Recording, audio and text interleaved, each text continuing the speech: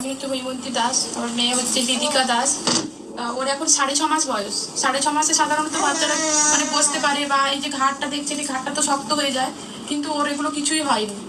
ওর যখন 4 মাস বয়স ছিল সেই সময় আমরা একবার ডাক্তারের কাছে, ওর ঠান্ডা লাগার কারণে ওকে হসপিটালে ভর্তি করতে হয়েছিল।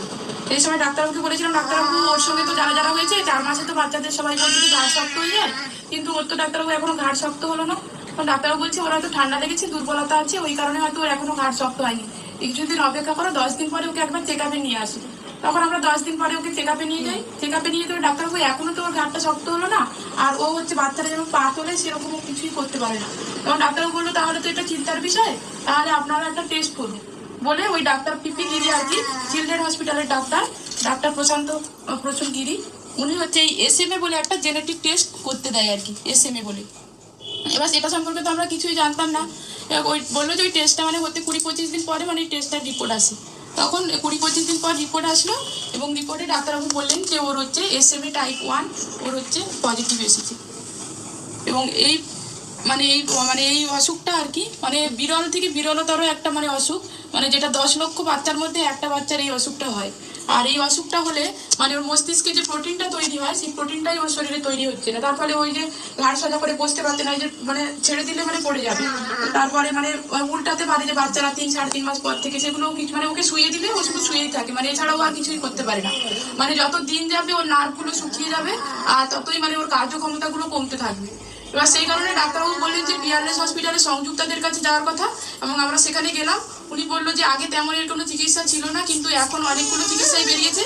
তার মধ্যে একটা হচ্ছে 16 কোটি টাকার ভ্যাকসিন, যে ভ্যাকসিনটা দিলে ওর জিনটা মানে এটা একটা জেনেটিক সমস্যা, মানে ওই জিনটা আবার ও মানে প্রতিস্থাপন হবে, এবং ও আবার হয়তো নতুন জীবন ফিরে পাবে।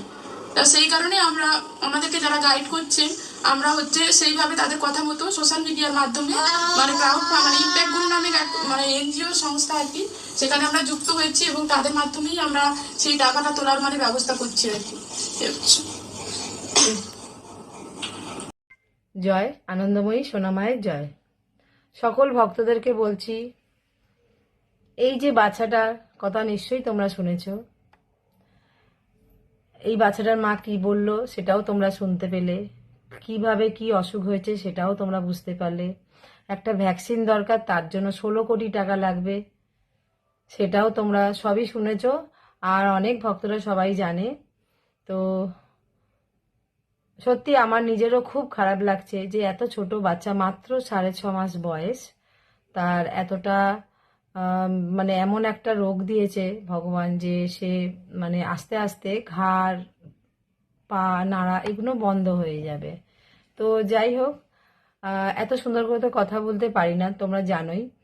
তো সবার কাছে অনুরোধ, আমাদের পৃথিবীতে এই যে মানে পৃথিবীতে আর তো মানে 16 কোটি মানুষ তো নেই, 100 কোটির ওপরে মানুষ আছে। তাই সেই 100 কোটির ওপরে সব মানুষদেরকেই জানাচ্ছি, সবাই একটু যদি সাহায্যের হাতটা বাড়িয়ে দেন, তাহলে সেই বাবা মার যে সন্তান সুস্থ হয়ে উঠবে। তো সকলে একটু চেষ্টা করো যাতে বাচ্চারা যেন সুস্থ হয়ে যায়, সবাই একটু একটু করে টাকা পাঠাও। আর দেখো, অনেক মানুষের কাছে অনেক অনেক টাকা আছে, হ্যাঁ, তো সেই সব মানুষদেরকেও বলবো একটু সাহায্যের হাত বাড়িয়ে দিন। আর অনেক অনেক কিন্তু ইউটিউবাররা এখন আছে যারা প্রচুর প্রচুর ইনকাম করছে, সেই সব ইউটিউবারদেরকে বলছি তোমরাও প্লিজ প্লিজ একটু সাহায্যের হাত বাড়িয়ে দাও, যাতে তার বাবা মার কাছে সেই টাকাটা পৌঁছাতে পারে আর বাচ্চাটাকে সুস্থ করে তুলতে পারে।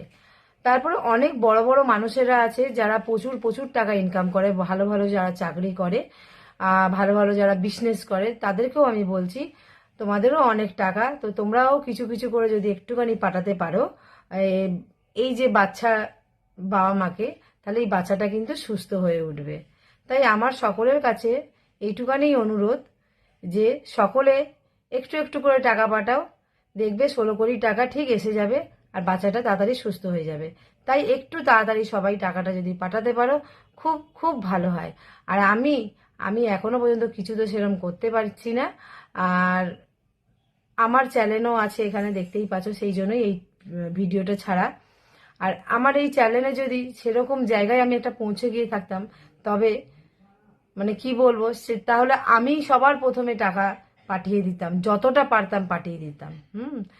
তো আমাদের মতন মানুষের ঘরে 16 কোটিতে দূরের কথা, মানে 1 লাখ টাকাও কারো কাছে থাকে না, এরকম অবস্থা আমাদের। তো সেটাই, আমার থাকলে অতি অবশ্যই আমি অনেক আগেই পাঠিয়ে দিতাম। আপনাদেরকে অনুরোধ রইল, আপনারা প্লিজ পাঠিয়ে দিন।